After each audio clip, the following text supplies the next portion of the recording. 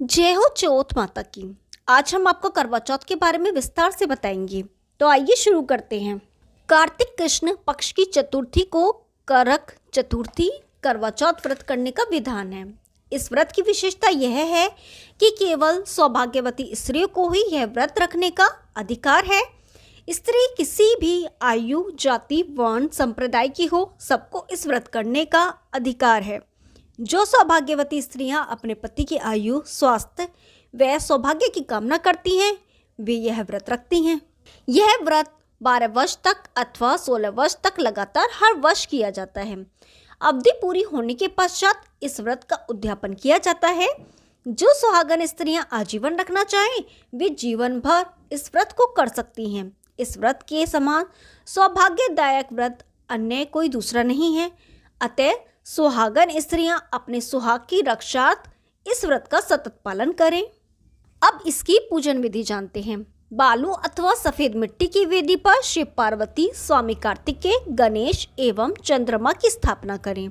मूर्ति के अभाव में सुपारी पर नाड़ा बांधकर देवता की भावना करके स्थापित करें।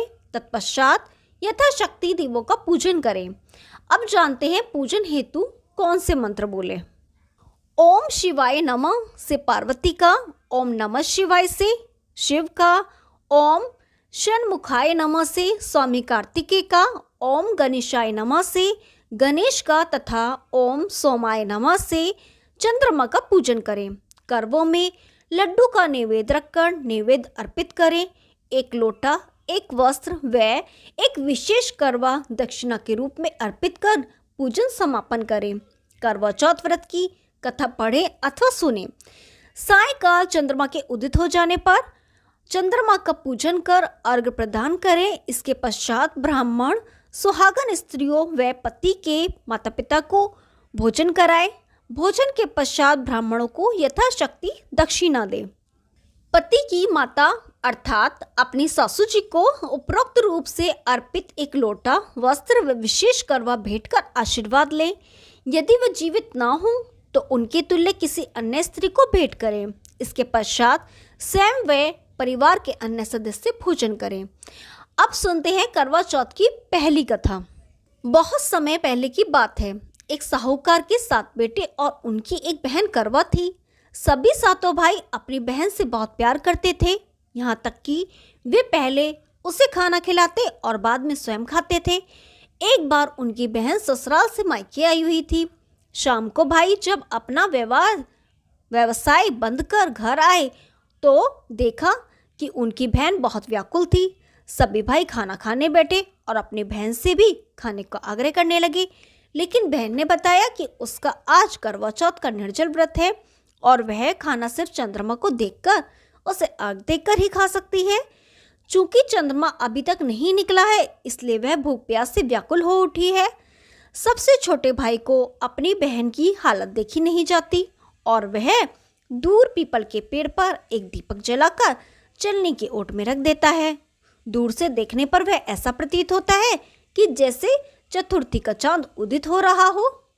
इसके बाद भाई अपनी बहन को बताता है कि चंद्रमा निकल आया है, तुम उसे अर्घ देने के बाद भोजन कर सकती हो। बहन खुशी के मारे सीढ़ियों पर चढ़कर चांद को देखती है। उसे अर्घ देकर खाना खाने बैठ जाती है। वह पहला टुकड़ा मुंह में डालती है तो उसे छींक आ जाती है। दूसरा टुकड़ा डालती है तो उसमें बाल निकल आता है और जैसे ही तीसरा टुकड़ा मुंह में डालने की कोशिश करती है तो उसके पति की मृत्यु का समाचार उसे मिलता है। वह बौखला जाती है। उसकी भाभी उससे सच्चाई से अवगत कराती है कि उसके साथ ऐसा क्यों हुआ। करवा चौथ का व्रत गलत तरीके से टूटने के कारण देवता उससे नाराज हो गए हैं और उन्होंने ऐसा किया है। सच्चाई जानने के बाद करवा निश्चय करती है कि वह अपने पति का अंतिम संस्कार नहीं होने देगी। अपने सतीत्व से पुनर्जीवन दान दिलाकर रहेगी। वह पूरे 1 साल तक अपने पति के शव के पास बैठी रहती है, उसकी देखभाल करती है।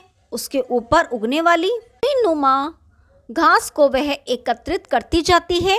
1 साल बाद फिर करवा चौथ का दिन आता है। उसकी सभी भाभियां करवा चौथ का व्रत रखती हैं। जब भाभियां उससे आशीर्वाद लेने आती हैं तो वह प्रत्येक भाभी से यम सुई ले लो, पिए सुई दे दो, मुझे भी अपने जैसी सुहागन बना दो। ऐसा आग्रह करती है, लेकिन हर बार भाभी उसे अगली भाभी से आग्रह करने का कह के चली जाती है। इस प्रकार जब छठे नंबर की भाभी आती है तो करवा उससे भी यही बात दोहराती है। यह भाभी उसे बताती है कि चूंकि छोटे भाई की वजह से उसका व्रत टूटा था, अतः उसकी पत्नी में ही वह शक्ति है कि वह तुम्हारे पति का दोबारा जीवित कर सकती है।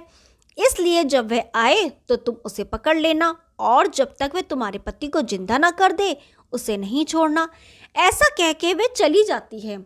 सबसे अंत में छोटी भाभी आती है। करवा उनसे भी सुहागन बनने का आग्रह करती है, लेकिन वह टालमटोली करने लगती है। इसे देख करवा उन्हें जोर से पकड़ लेती है और अपने सुहाग को जिंदा करने के लिए कहती है। भाभी उससे छुड़ाने के लिए नोचती है, खसोटती है, लेकिन करवा नहीं छोड़ती।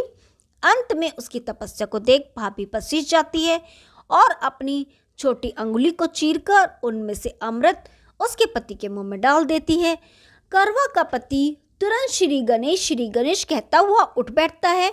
इस प्रकार प्रभु कृपा से उसकी छोटी भाभी के माध्यम से करवा को अपना सुहाग वापस मिल जाता है।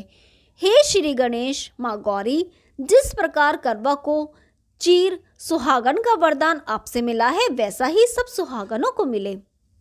जय हो चौथ माता की। अब दूसरी कथा। इस कथा का सार यह है कि शाकप्रस्थपुर वेद धर्मा ब्राह्मण की विवाहिता पुत्री वीरवती ने करवा चौथ का व्रत किया था। नियमानुसार उसे चंद्रोदय के बाद भोजन करना था, परंतु उससे भूख सही ना गई और वह व्याकुल उठी। उसके भाइयों से अपनी बहन की व्याकुलता नहीं देखी गई और उन्होंने पीपल की आड़ में आतिशबाजी का सुंदर प्रकाश फैलाकर चंद्रोदय दिखा दिया और वीरवती को भोजन करा दिया। परिणाम यह हुआ कि उसका पति तत्काल अदृश्य हो गया। अधीरवती ने 12 महीने तक प्रत्येक चतुर्थी को व्रत रखा और करवा चौथ के दिन उसकी तपस्या से उसका पति पुण्य प्राप्त हो गया। जय हो चौथ माता की। अब तीसरी कथा। एक समय की बात है कि एक करवा नाम की पतिव्रता स्त्री अपने पति के साथ नदी के किनारे में रहती थी।